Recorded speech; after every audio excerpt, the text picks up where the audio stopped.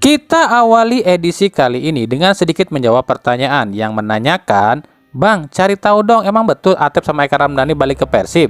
Jawabannya betul, tapi baik Atep maupun Eka balik ke Persib bukan buat main di Persib. Tapi dua pemain ini adalah satu di antara sekian banyak legenda Persib yang kemungkinan akan main di laga persahabatan antara Persib Legend versus Borussia Dortmund Legend.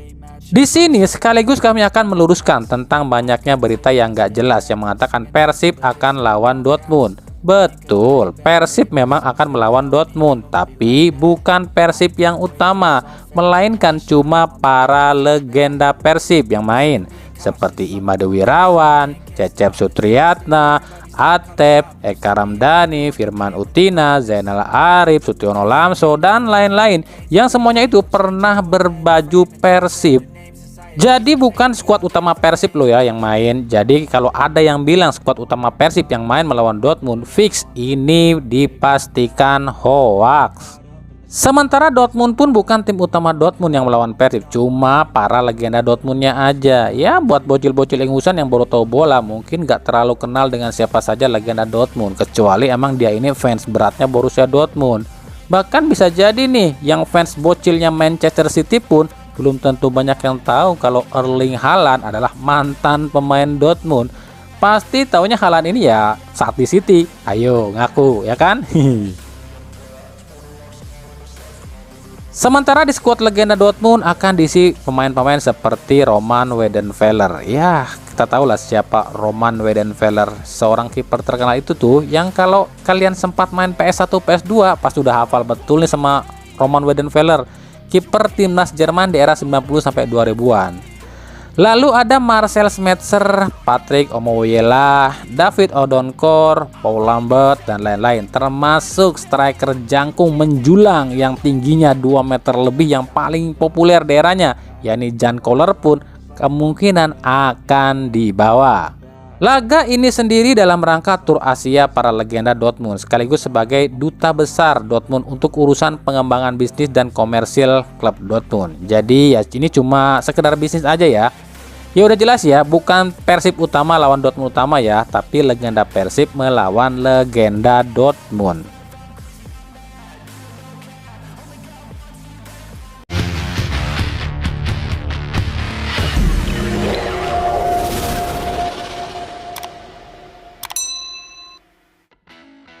Dari PSIS Semarang, pihak PSIS mempersilahkan jika ada tim yang mau menebus pemain mudanya asal Timor Leste ke PSIS asal mau membayar 75 miliar.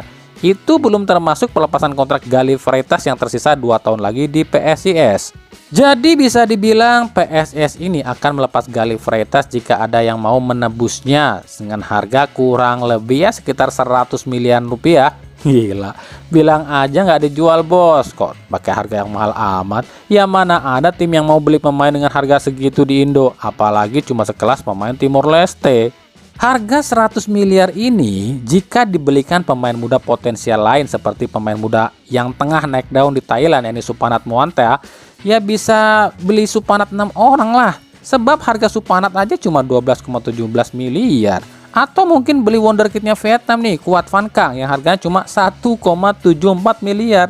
Bisa datangkan kuat 8 orang nih. Emangnya tim mana sih yang ngebet banget mendapatkan Galih Freitas? Kabarnya sih ada beberapa tim yang coba ajukan tawaran pada PSIS. Dan yang paling serius itu ada Bali United, Persija, Dewa United, dan Rans. Tuh mau nggak keluarin duit 100 miliar buat Galih?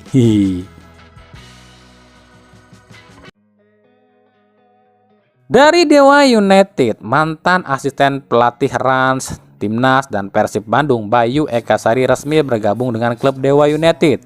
Bergabungnya Bang Bes ke Dewa United ini tak lepas dari permintaan sang COO Dewa United, Rendra Sujono, yang juga sahabat dari Bang Bes. Tapi inilah perbedaannya. Ketika Bang Bes masuk ke Rans maupun di Timnas, di Dewa United sekarang tak seramai pemberitaan saat Bang Bes masuk ke Persib.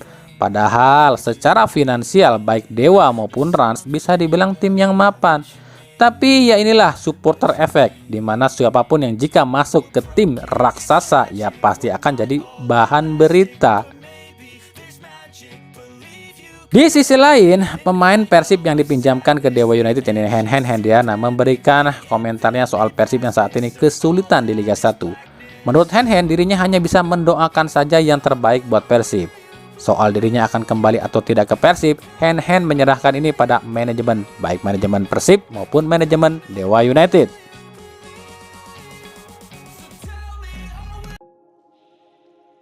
Oke, ini kita akan sedikit intermezzo nih. Kemarin kan rame nih soal kiper PSIS Adi Satrio yang dibully. Wah, itu beritanya ada di mana-mana. Di setiap platform media sosial pasti ada. Buat kami, jika untuk memberikan edukasi soal bullying sih oke-oke aja dan bagus ya, agar pemain pun terhindar dari bullying dan para pembuli ini pun bisa jera. Tapi kenapa ketika ada pemain timnas yang dibully kok pada diem-diem baik? Contoh aja yang dialami oleh Beckham Putra di ajang AFF. Padahal nggak lakukan kesalahan apapun loh. Tapi kok Beckham dibully dan dihujat sih? Bahkan bawa-bawa fisik loh ngehujatnya. Kenapa nih hujatan atau bulian pada Beckham ini nggak ada yang blow up? Kami sendiri baru memblow up ini sebab kami baru tahu beritanya. Cuma yang mau kami komentarin adalah, apa coba untungnya bagi kalian ini ngebully? Dosa jelas. Rezeki kalian akan tertutup, itu pasti. Kesialan pun akan menimpa kalian karena kalian ngebully orang. Terus apa faedahnya buat kalian ngebully orang? Jadi wajar dong kalau kami bilang orang-orang yang suka ngebully itu nggak punya otak. Padahal Beckham ini ngebela timnas loh, yang artinya dia ini pahlawan loh. Lah kalian jasanya apa buat negara? Kok kalian ngebully orang yang ngebela negara? Kalian para bullier ini itu tuh cuma sampah masyarakat, tau nggak?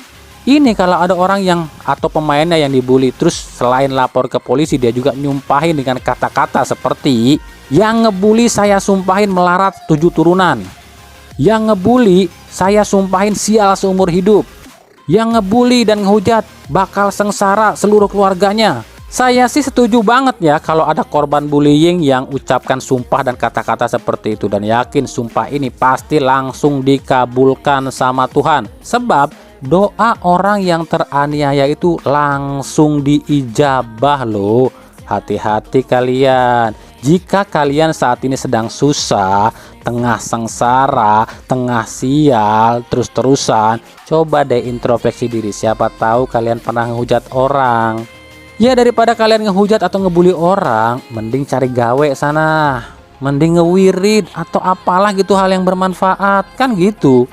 Terus kalau nanti ada yang komentar gini, ini kan gara-gara Beckham itu pemain Persib makanya dibully. Lah terus hubungannya apa? Buat kami siapapun itu, mau itu pemain Persib, mau itu pemain Persija, mau itu pemain klub lain, kalau udah di timnas kita harus hormati karena mereka membela negara.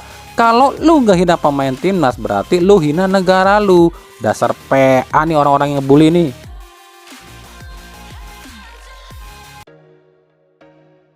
Dari Madura United, pelatih Madura United Maurizio Sousa membantah akan melepas 2 pemain utamanya ini, Hugo Gomez dan Francisco Rivera. Memang belakangan ini santer isu jika banyak tim yang meminati 2 pemain ini, terutama Rivera.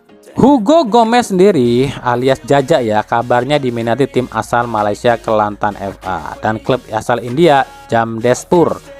Namun pihak Madura United belum mau menanggapi hal ini sebab kontrak Jaja masih ada tersisa hingga akhir kompetisi. Sementara di Liga 1 sendiri ada beberapa tim yang mengincar Jaja seperti Arema FC dan Persib Bandung. Buat Rivera sendiri, selain begitu banyaknya tim Liga 1 yang minat, ada juga tim asal Singapura, Hougang United, yang kabarnya tertarik pada pemain mungil asal Meksiko ini. Wah, siap-siap aja nih Madura United harus memagari tuh talenta-talentanya. Dan siap-siap aja nih klub-klub ini harus berhadapan dengan bos Madura United yang terkenal cerewet.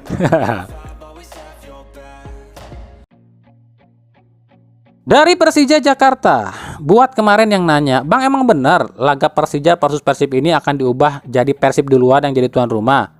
Kami udah pernah bahas ini ya, sejauh ini belum ada kepastian. Soalnya ini tuh tergantung kesepakatan pihak Persija dan Persib.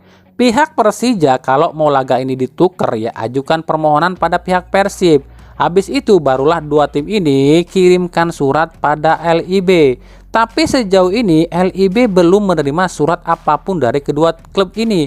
Jadi kami pastikan jika ada yang bilang laga Persija versus Persib fix ditukar, berarti ini berita fix hoax. Kita tunggu aja deh pengumuman resminya. Sementara itu, pelatih Persija Thomas Doll enggan mengomentari rumor jika Marco Simic akan dicoret di jendela transfer ini. Menurut Doll, dirinya hanya fokus menatap setiap laga di putaran pertama ini.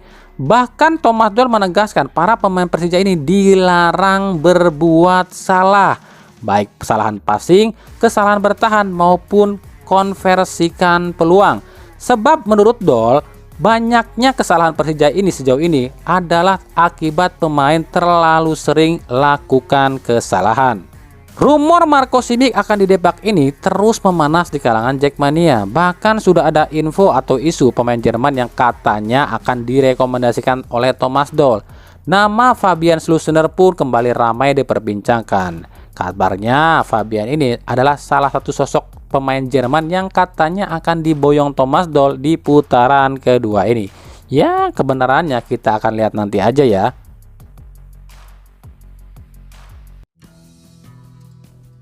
Dari PSM Makassar diancam akan dilaporkan ke FIFA. Bahkan dua ancaman, bukan hanya ke FIFA tapi juga ke pihak berwajib. Permasalahan utamanya sih kami kurang paham ya, tapi katanya ini terkait hutang piutang. Jadi ada seorang pengusaha bernama Eri Soya yang seorang pengusaha asal Makassar menggugat pihak PSM soal pinjaman dana yang dipinjam PSM untuk biaya operasional tim di tahun 2016 sampai 2019. Uang sebesar 5,6 miliar yang dipinjam PSM ini kabarnya belum dilunasi oleh pihak PSM kepada pihak Eri Soya. Hal ini diunggah Eri Soya di akun Instagramnya. Hal ini sedikit mengingatkan kita pada kasus Giancarlo Rodriguez yang pernah ditunggak gajinya, atau lebih tepatnya Rodriguez ini diputus kontrak tapi pihak PSM nggak bayar kompensasi kontrak Rodriguez yang senilai 8 miliar itu loh.